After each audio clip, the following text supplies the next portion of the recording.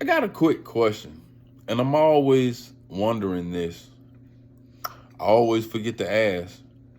Is it wrong that I'm inspired by some of you guys' bad decisions? Donnie Singleton was convicted of armed robbery and criminal trespass. The trial court imposed a sentence of life imprisonment for the armed robbery conviction and concurrent 12-month sentence for the criminal trespass conviction. Singleton appeals. He challenges the sufficiency of the evidence, yada. The victim, Courtney Mars, testifies that soon after he met Singleton, he invited him over to spend the night at his apartment. Now, I'm going to tell you something. We used to do some strange things about the money, but this a little bit more strange. The next morning, Singleton brandished a revolver while forcing Mars to hand over several pieces of jewelry he was wearing. He then tied Mars up, gagged him, and left the room. Mars freed himself, shut and locked the door to the room, and yelled for help from his roommate, Darren Daniel. Daniel told Singleton to leave, but instead Singleton kicked in the door to the room where Mars was hiding, retrieved an overnight bag he had left there, and then fled the apartment. The police were summoned, and later Mars positively identified Singleton from a photo lineup.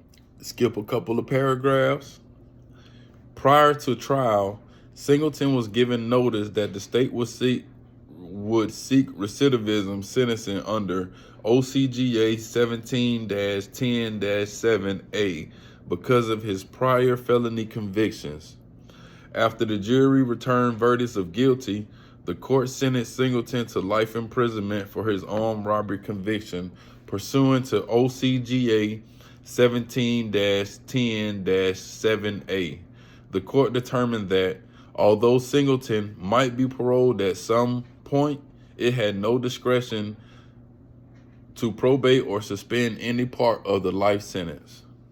When we look up OCGA 17-10-7, generally provides that any person convicted of a felony who shall afterward commit another felony shall be sentenced to undergo the longest period of time prescribed for the punishment of the subsequent offense of which he or she stands convicted, provided that, unless otherwise provided by law, the trial judge may, in his or her discretion, probate or suspend the maximum sentence prescribed for the offense. The longest period of time prescribed by Georgia law for the punishment of armed robbery is life imprisonment, and as recognized by State versus Baldwin 17-10-1 expressly abrogates the trial court discretionary power to grant probation in cases where life imprisonment is imposed. Life in prison. He's been there since 2004. I'd like to introduce y'all to my role model.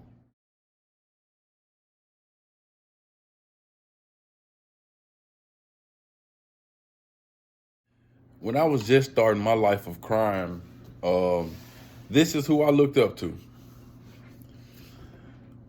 Donnie was, by all means, the leader of my little group.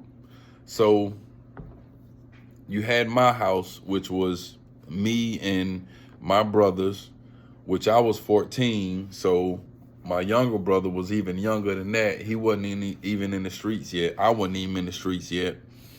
My older brother was 17 years old.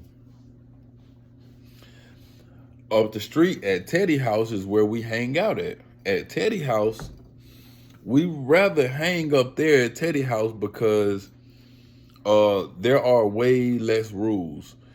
If you know, if you've been raised in a decent household, and you would know that. Don't get me wrong, he had parents and they cared, but again, there were way less rules. You know, stuff that they could get away with at Teddy house, we couldn't get away with at my house. For instance, like,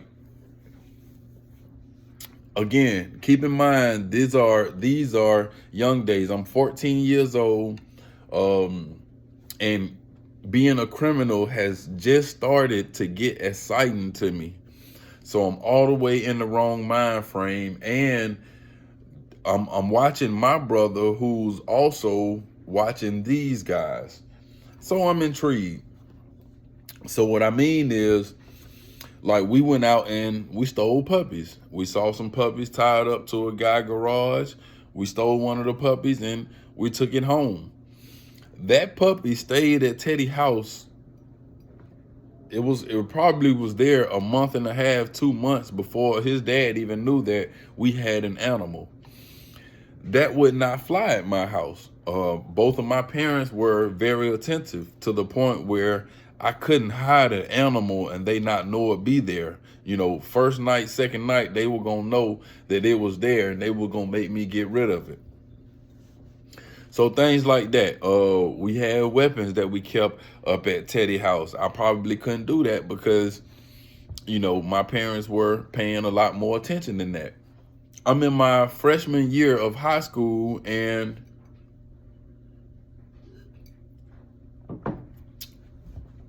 they won't let me go on none of the licks. A lick is a robbery. Any kind of come up, any kind of gang, any kind of criminal gang. If you kick in the door, that's a lick. If you rob somebody, that's a lick. If you go take something, that's a lick. If you stealing something, that's a lick. You know what I mean? If you just got somebody sweet who gonna let you trick you out of something, he a sweet lick. So they wouldn't let me go on no licks. Of course, like I said, I was 14 years old. Every day they coming home, my brother hang with them. He's going on the licks, and every day they coming home with the new Air Max. Again, this was 1998, so the 96 Air Max, 97 Air Max, all those were popular, very, very popular. Probably even more popular than Jordans at the time. So shoes and clothes were at the top of the list. They coming home with the Air Max. I'm a freshman in high school. Of course, I want to go to school with some of the same stuff that they wearing, but they are bigger than me, so I can't wear it. I need to go on a lick to get my own stuff. They got pocket money. I'm saying we, but they would go, and a couple of times we had stolen cars, and they would keep them. So when they got the stolen cars and we keep them, when it's time to go somewhere, Charlie Box, thank you for the subscription. Thank you, family. When it's time to go somewhere, we going in the stolen car. We riding the stolen cars just like they are legal, and we bought them. We ain't put no insurance on them, and 2 or 3 times we done had high speed chases. It's just understood that the police get behind us, we out of there. That's just how we living. So we keeping the stolen cars for a month or 2 before actually getting rid of them and stealing another one. So again, all this is going on. Every time I go, so like on a normal day, I could ask to go outside to play. Once they say I can go outside to play, I go up Teddy house, and while I'm in Teddy house, they discussing the licks. They discussing how they gonna do it, or they discussing what they just did. I might see them cutting up this, cutting up that, the new shoes, the new clothes. You know, every time I go up there, it's an adventure. It's something exciting going on. But again, they will not let me come, because that was probably the best thing. I was too young. I probably was gonna tell, or just mess up the lick in general. Every time I go, I hear them talking about taking the cars, and you know, I hear them discussing how to take the cars, and you know what you do as far as peeling the cars. When you peel again, you know, the old cars were popular then, but they were older. It was a older time. We talking about almost 26 years ago. So, the cars, the regular cars, the Capri Classics, the Impalas, the Chevys, the box Chevy, all you got to do is break the steering column on them, and once you get your screwdriver in there and do whatever you're supposed to do and get it crunked, you can break. You turn the steering wheel both ways and break the steering column so that the wheel won't lock up with the automatic locking mechanism. I'm hearing them discussing this stuff and telling each other how to do it and what not to do and such. But again, I've never done it and I've never been on the lick to do it.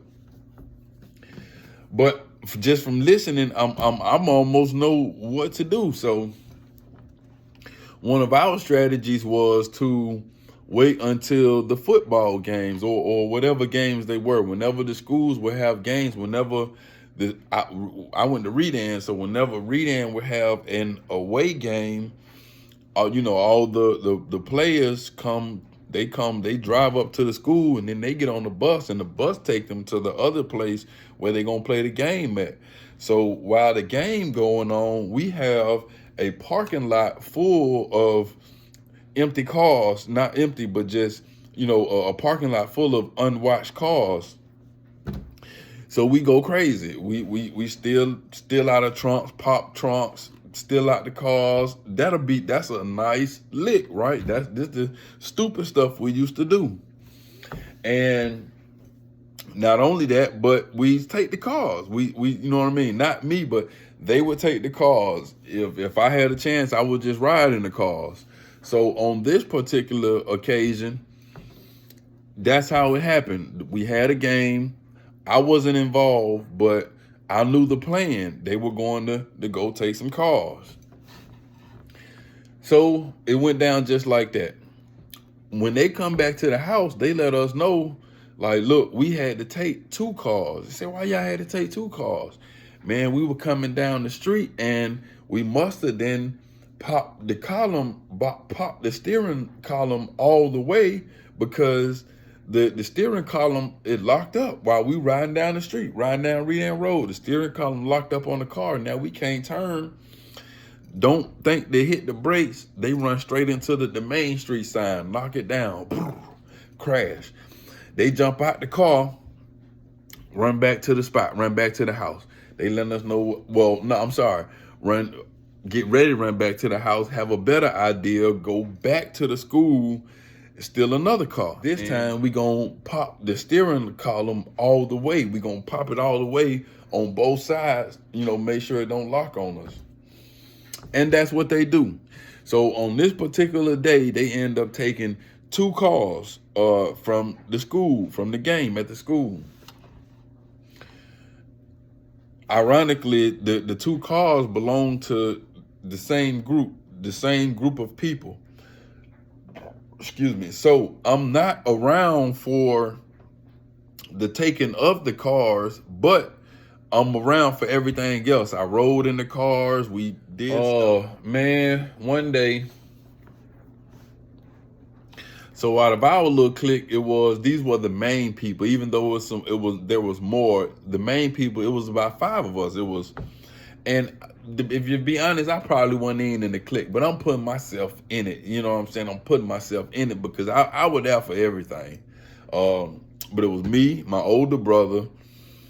Then there was Teddy, his older brother E, and then there was Donnie, the one I'm doing the video about. So we all looked up to Donnie because Donnie was like the oldest cousin of the house. Donnie had a baby mama. And back then that meant a lot. None of us had kids yet.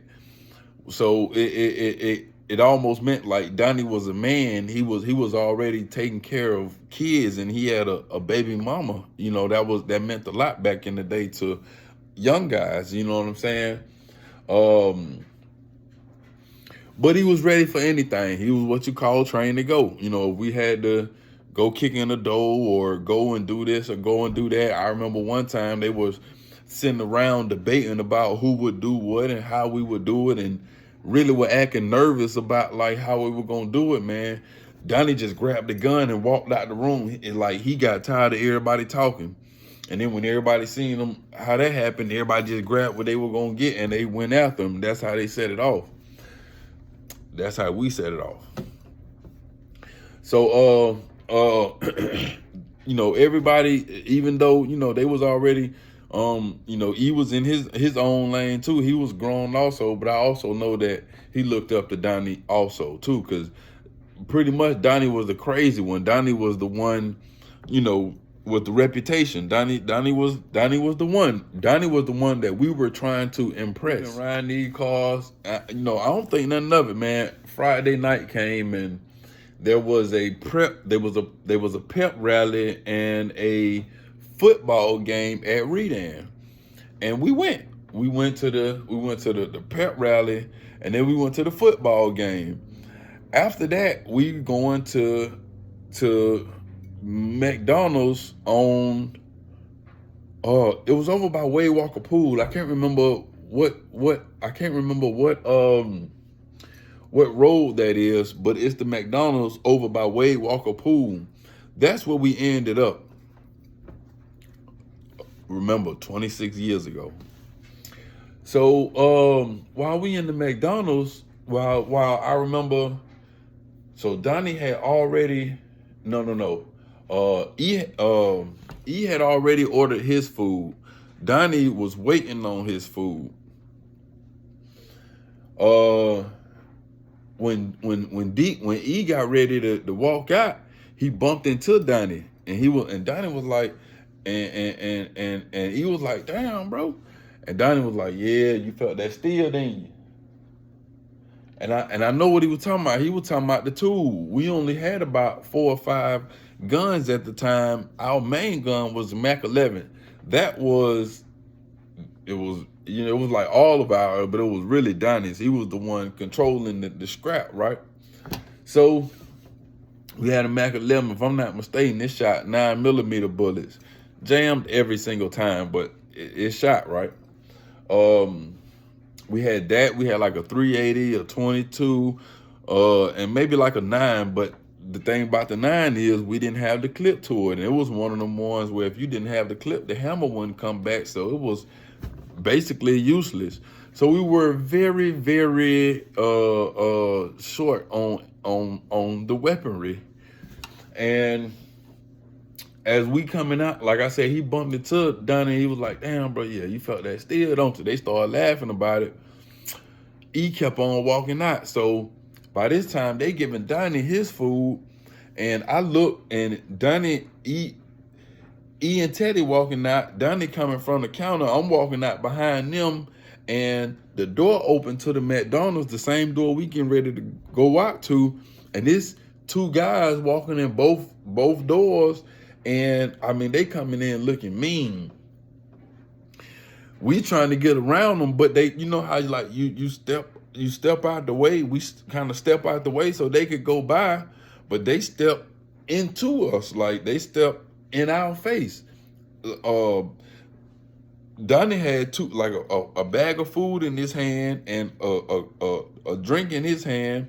He had his food in his hand. He don't know what's going on. He looking like, bro, what going on? What y'all do? And I'm kind of confused too, but I can see that they mad. And one of the guys like, yeah, y'all nigga like to steal cars? Y'all nigga like to steal cars? So I'm confused. I know that we done stole cars, but I ain't never seen these niggas before. And even if we done stole cars, we ain't never had to deal with the owners of the stolen cars. So, you know, this is new. So nigga like, y'all like to steal cars? Y'all like to steal cars?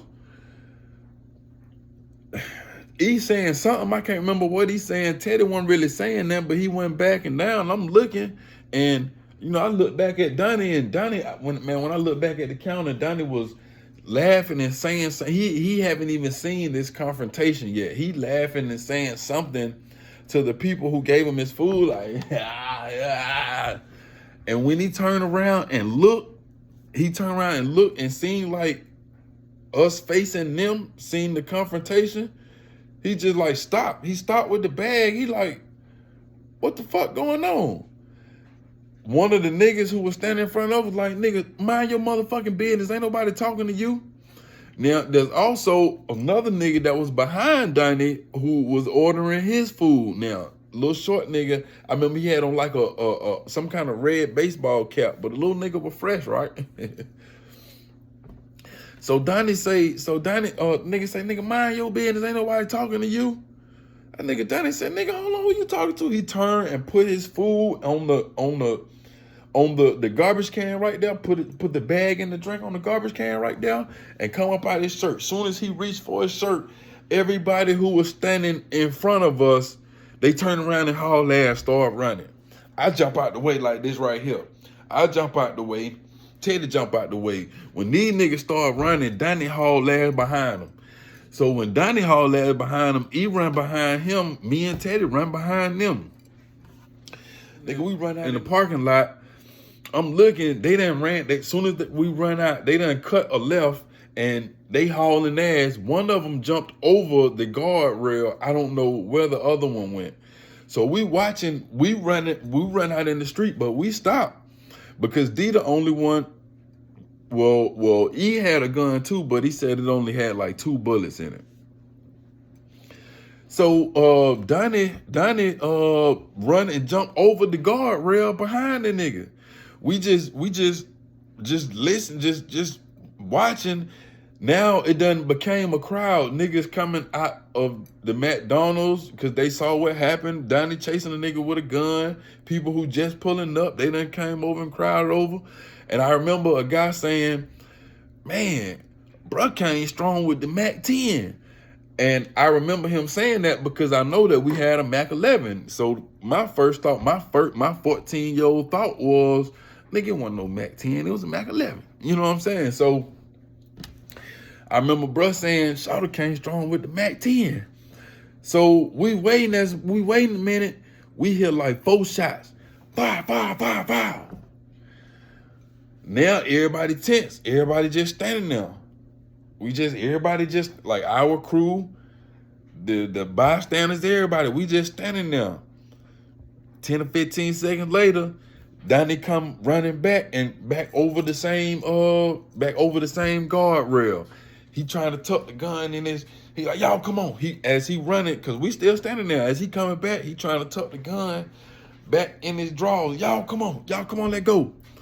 So, you know, we kind of snap out of it and we haul ass to the, we haul ass to the car. We done came in a stolen Chevy Lumina. It wasn't nothing to brag on, but that mother was strong and it was fast. A Chevy Lumina. I ain't know about them then, photo. So we run to the car. Everybody run to the car. Donnie jump in the driver's seat. E jump in the thing. Everybody else jump in the back. Crank up, we getting ready to go. As we leaving, E say, bruh, that's the car them niggas was in right there. And I'll never forget, it was like a silver Capri Classic, but it was ready. It had like the gold IROC rims on it, like at least some 22. Man, it was sitting up, that thing was shiny, looking good. The nigga E was like, bro, that's that car they came in right there. So I'm thinking, so I think D was thinking that he was gonna try to disable them from chasing us. D throw the car in reverse. Skrrr! I'm talking about that Lumina don't play. And I'm talking about he bagged right into it. He come out, but he swung the Lumina so that he hit the back of the Capri, the entire bumper hit the doors of the Capri sideways like this. Boom. When he backed into it, when he backed into the Caprice, the Lumina pushed the Capri up on 2 wheels. It pushed it up on 2 wheels like that. Like, okay, this the Caprice, this us, the Lumina. He backed into it like this. Boom. He pushed the Capri up on 2 wheels. Then he had to drive off and the Caprice came back down on 4 wheels. So when the Caprice came down, I'm looking out the back window. It's like the front and the back door fucked up. They caved in. I'm talking about on a pretty ass car. The same dude that was behind D in line with the red cap, who was ordering his food, that nigga come running out the McDonald's. He slammed his hand on the ground. Bow. Man, hell no, bro. What y'all doing, man? Hell no. So D done throwed it in drive. We getting ready to go. But as we driving out to the exit, the dude chasing the car, he like, bro, hell no, bro. Why y'all do that, bro? What y'all doing? The nigga D stopped the car. He done pulled Mac 10 back out. The nigga back up out the window. He like, bro, I don't want no problem, bro. Y'all just did that in my car, bro. I don't even know them niggas. So D was like, bro, I thought that was they car. Nigga was like, bro, I don't even know them niggas, bro. Y'all, man, please come back, man. Don't do me like that, bro. Don't do me like that. He like, bro, listen, you see what we just did, man. We gotta go. He like, bro, don't leave me like that, man. God damn, don't leave me. I'm talking at this point, he just begging. The nigga D said, bro, look, he grabbed something real quick. He wrote his number down, gave it to the dude. He said, man, I got a Capri. He said, I got an Impala, and he did. We had a stolen Impala behind the house, Chevy Impala. He was like, I got an Impala at the house, man. You can have the 2 doors. He peeled that motherfucker out. Skirt! Aluminum don't play. Hit the road, we hauled ass home. Never seen no police. And we never, again, I watched the news, and that night it didn't say anyone was hit, anyone was murdered. I was definitely looking for the story. And I just say that to say this, man. That was one of the many exciting times I had with Donnie. Now, my point is, and my point of even reading his whole that case was, it said that they gave him a life sentence due to the recidivism law. If you don't know what that is, recidivism, that's when, I'm about to say something wrong, but I know it's when you keep on when you continue to make the same mistake or similar mistake, they can just go ahead and get rid of you. All right, so Georgia has a 2-strike law. Some places it's 3 strikes and you out. Georgia has a 2-strike law, meaning if you do something bad enough, a 7 deadly sin, or one of these aggressive crimes like robbery, armed robbery, or something that fit the category, and you commit one of those same offenses a second time, then they can hit you with the recidivism, meaning 2 strikes and you out. Your second time, you get a life sentence.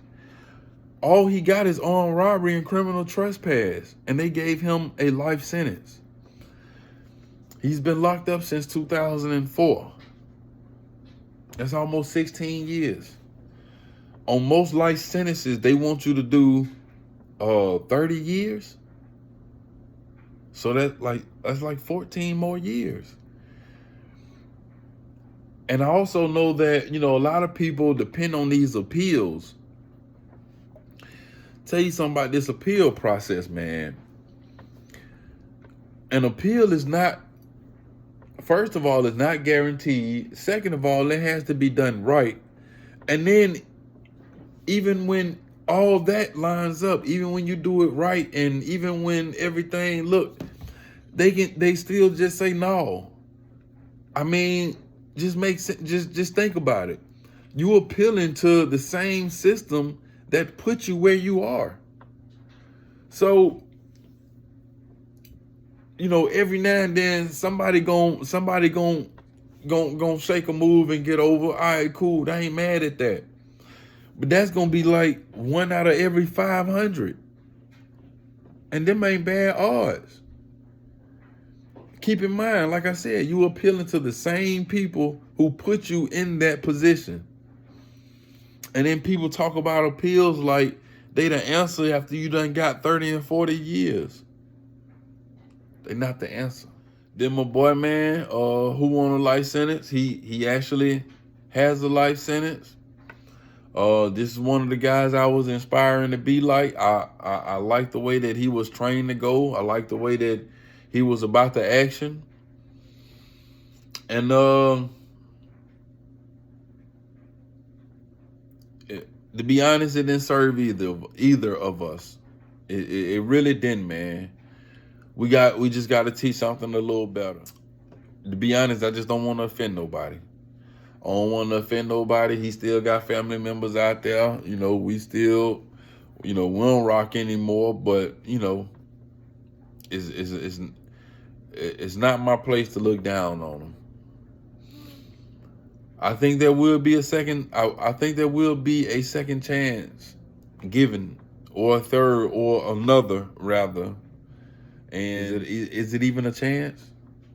If you're getting out at 50, 60 years old, is it even a chance? Anyway, I appreciate y'all for coming and spending a little time with me, man.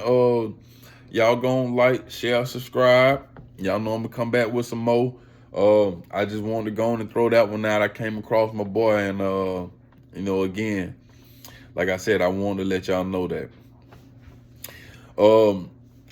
Like, share, subscribe, hit the cash app. I'll see y'all on the next one.